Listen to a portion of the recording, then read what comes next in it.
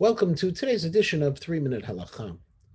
What would be the bracha of wine that's part of a mixed drink? Would you make a bori priagofen or would you make a shahakol?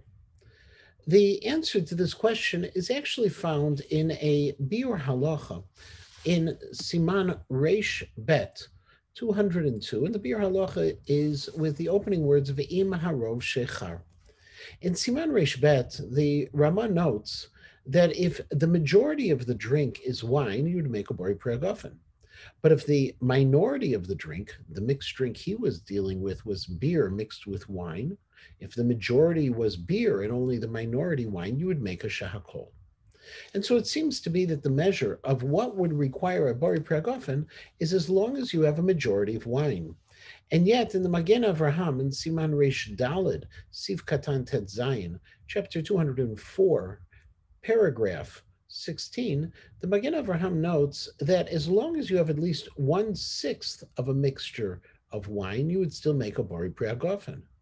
1/6 is much less than half. And so, how do you resolve that seeming contradiction? The Bir Halacha explains that it really depends on the purpose of the mixed drink.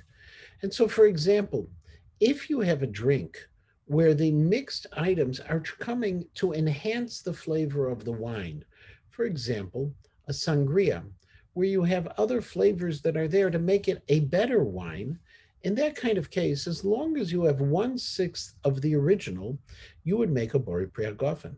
However, if the mixed drink includes other things to change the taste, wine is just one of the ingredients. In that kind of case, you would follow the principle of Rove. Therefore, in one of the drinks that people are familiar with, a martini, which is made with vermouth, which is a wine that has additional alcohol added to it and additional flavors, once it is mixed with the other items, most likely a martini would have a bracha of shahakol versus the sangria, which only has a minority of wine, but the other flavors add to the wine. There you would still make a bori prihagofen.